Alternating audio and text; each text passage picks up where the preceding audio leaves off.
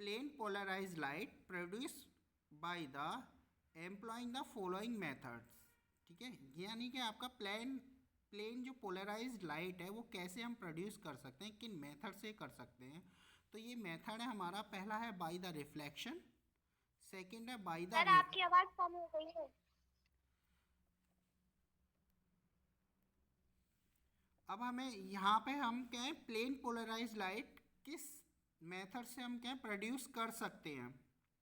तो यहाँ पे फर्स्ट मेथड है आपका by the reflection, and second method है आपका बाय द रिफ्रैक्शन, या फिर बोल सकते हैं by double refraction, and by the dichroism, and by the scattering, and by use of polaroids. तो by the polaroids, by scattering, by dichroism, and by the refraction and by the reflection we can produce the plane polarized light। तो इसमें जो आपका mainly जो आपका syllabus में जो सबसे ज़्यादा जो पूछा जाता है एग्ज़ाम में, एक तो है बाय द रिफ्लेक्शन और बाय द पोलराइड्स। ठीक है, ये दोनों आपके यानी पहला पॉइंट और जो फोर्थ पॉइंट है बहुत ज़्यादा इंपॉर्टेंट है। जितने भी क्वेश्चन आते हैं वो आपके इन्हीं में आते हैं। ठीक है, तो सबसे जो पहला जो मेथड है आपका वो है आपका polarization of light by the reflection, या and Brewster's law, and Brewster's law.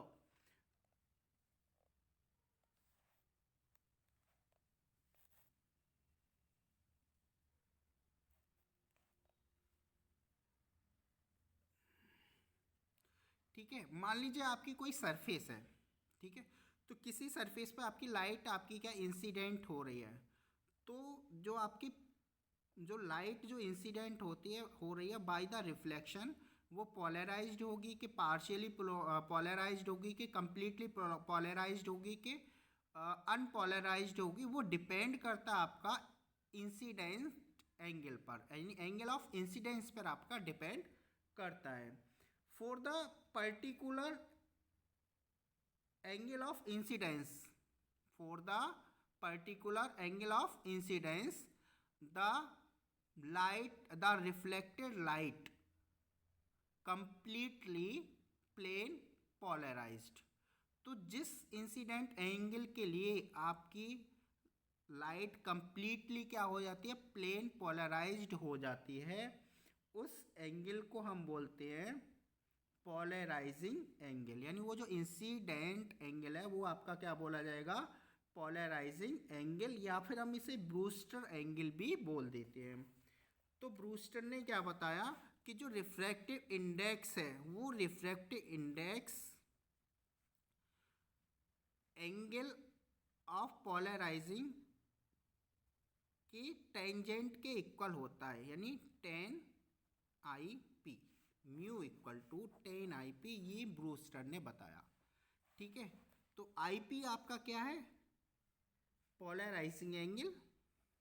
I P यहाँ पर है पोलराइजिंग एंगल, या फिर हम इसे बोल देते हैं ब्रूस्टर्स एंगल, ब्रूस्टर्स एंगल। तो यहाँ पे हम क्या है, एक सरफेस ले लेते हैं।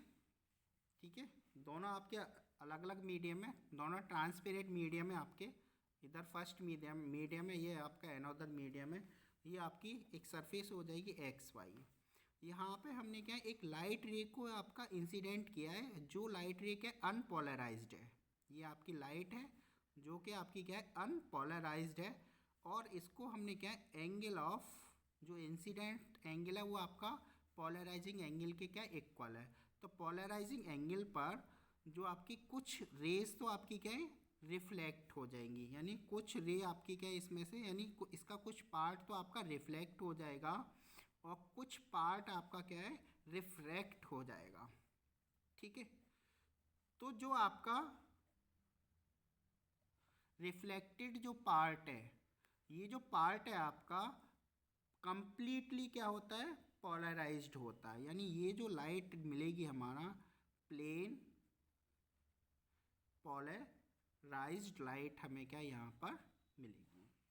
तो यहाँ पे आपका एंगल ऑफ इंसिडेंट आपका क्या है एंगल ऑफ पोलराइजेशन के इक्वल है, आई पी। तो ये रिफ्लेक्शन एंगल है, ये भी आपका क्या होगा, इक्वल होगा by the law of reflection. ये रिफ्रैक्शन एंगल हो गया, एंगल ऑफ रिफ्रैक्शन, यानी आर से डिनोट कर दिया हमने।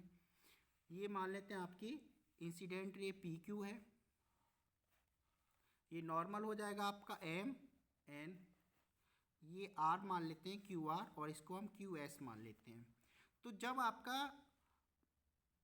रिफ्लेक्टेड रे कंप्लीटली आपकी क्या है, प्लेन पोलराइज्ड जब होती है, तो रिफ्रैक्टेड एंगल, सॉरी रिफ्रैक्टेड रे और रिफ्लेक्टेड रे, यानी ये रे आपकी रिफ्रैक्टेड है, ये आपकी रिफ्लेक्टेड है, इन दोनों के बीच का जो एंगल होता है वो आपका 90 डिग्री होता है। दोनों के एक दूसरे के क्या होंगी, आपकी परपेंडिकुलर होंगी। तो यहाँ पे हम क्या है, स्नेल्स लॉ हम लगा रहे हैं। तो by the Snell's law, by the Snell's law, by the Snell's law mu equal to क्या होता है आपका, sine i upon sine r, यही होता है। और आई की जगह यहाँ पे क्या दे रखा है, आई पी। तो ये जो आई है आपका किसके इक्वल हो जाएगा, आई पी के क्या हो जाएगा, इक्वल। तो mu equal to sine i p upon sine r, ये होगी हमारी इक्वेशन फर्स्ट। अब यहाँ पे देखिएगा, ये जो आपका एम एन हमने नॉर्मल ड्रॉ किया है, ये आपकी क्या एक लीनियर लाइन है, ठीक है। तो इस पे ये पूरा जो एंगल होगा, ये जो पूरा एंगल है क्या है, 180 के इक्वल होगा। ये क्या होगा आपका 180 के क्या रहेगा, इक्वल होगा। यानी i p plus 90 plus angle r, ये इनका जो सम है ये किसके इक्वल हो जाएगा, 180 degree.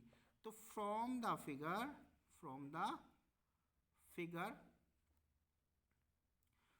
Figure angle m q r plus angle r q s plus angle s q n equal to 180 degree.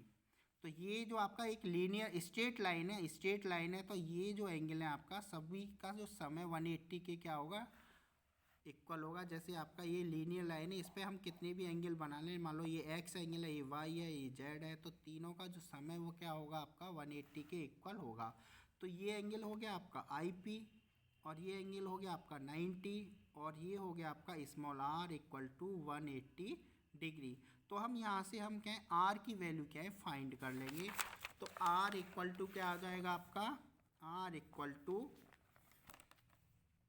180 degree minus 90 degree minus i p, यानी r equal to 90 minus i p, so that mu equal to sine i p upon sine r था आपका, then sine i p, r की value यहाँ पे put कर देंगे, sine 90 degree minus i p, और sine 90 minus theta क्या होता है हमारा, कॉस थीटा, यानी sine i p upon cos i P.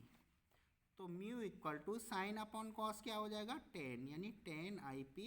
यही आपका क्या है, ब्रूस्टर लॉ, यही आपका क्या है, Brewster law. This is the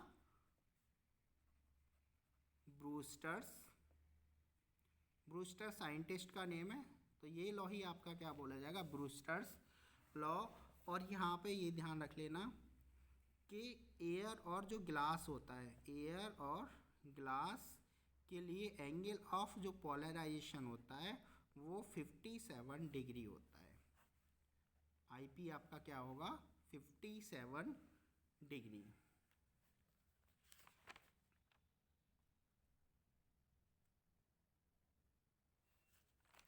next है आपका